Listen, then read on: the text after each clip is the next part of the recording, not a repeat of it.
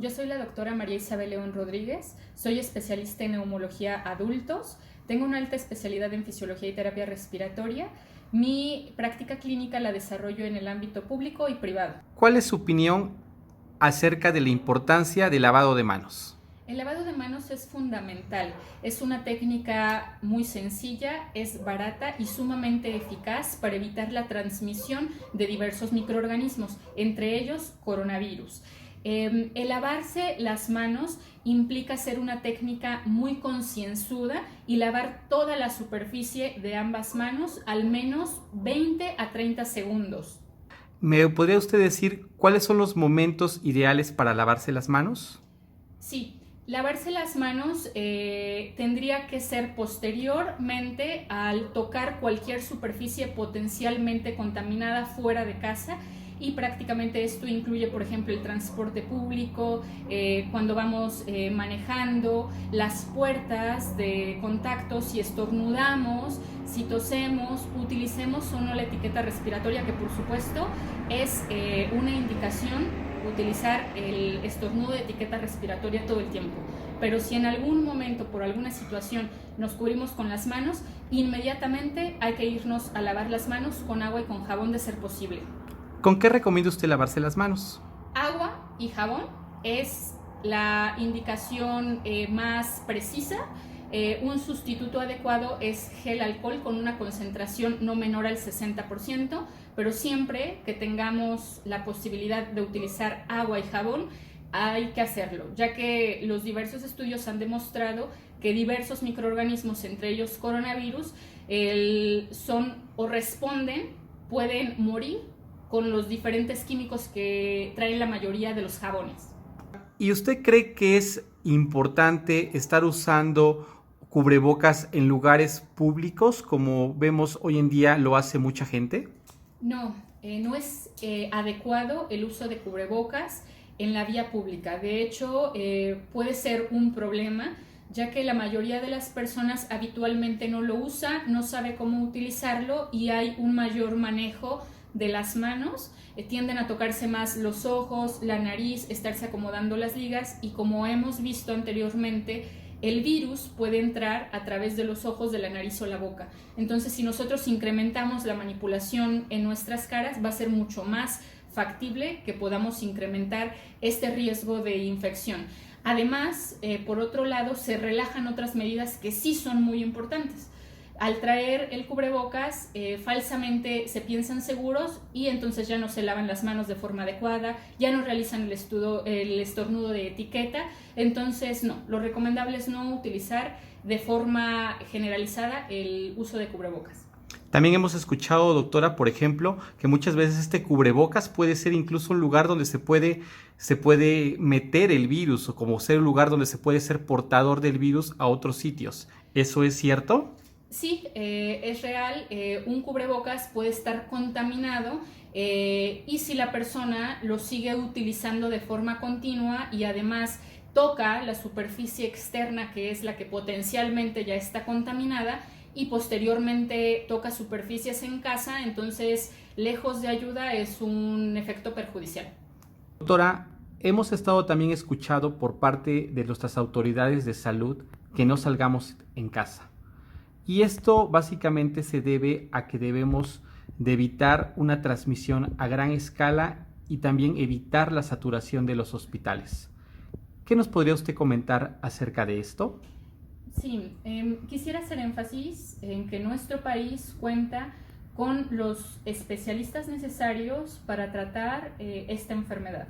Tenemos la infraestructura y tenemos también los materiales para poder trabajar en contra de esta enfermedad. Lo que no es posible es atender a miles de pacientes en un mismo momento. Y esto no ocurre solamente en México, sino es lo que está pasando en países como Italia, España y más recientemente Estados Unidos.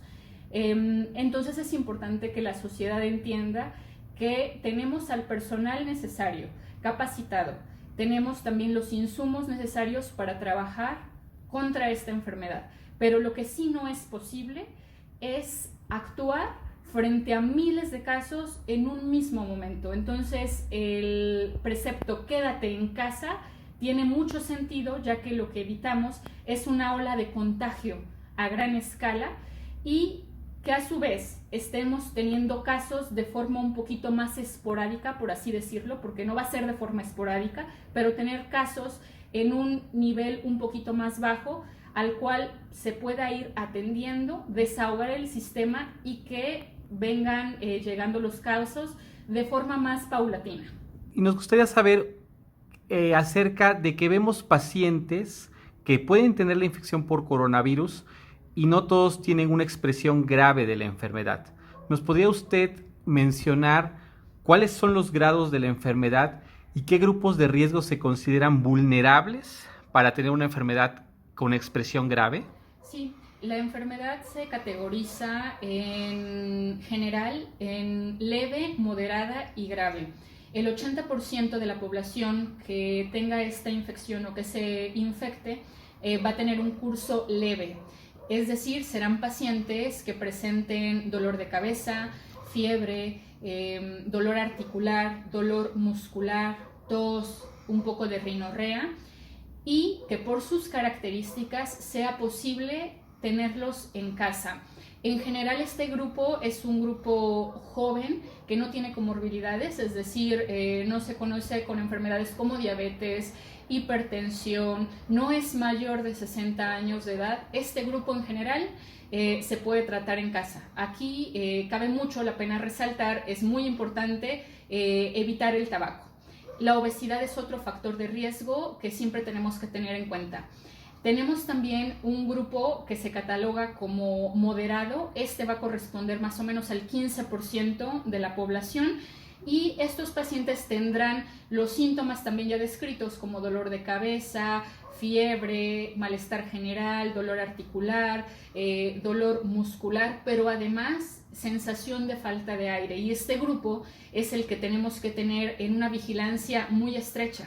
Además, vamos a tener un 5% de la población que requerirá de cuidados de unidad de terapia intensiva, cuidados más intensivos, ya que será difícil que ellos mismos puedan mantener una oxigenación adecuada o que incluso puedan respirar por sí mismos. Entonces, este grupo en especial sí va a necesitar medidas que son que se llevan en un ambiente mucho más controlado.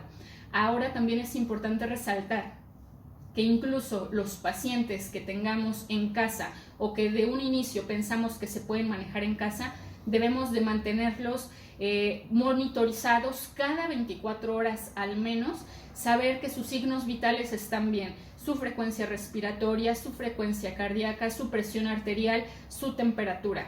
Esta enfermedad, por lo que hemos visto, puede cambiar de forma súbita, incluso en los pacientes jóvenes, entonces no debemos de confiarnos.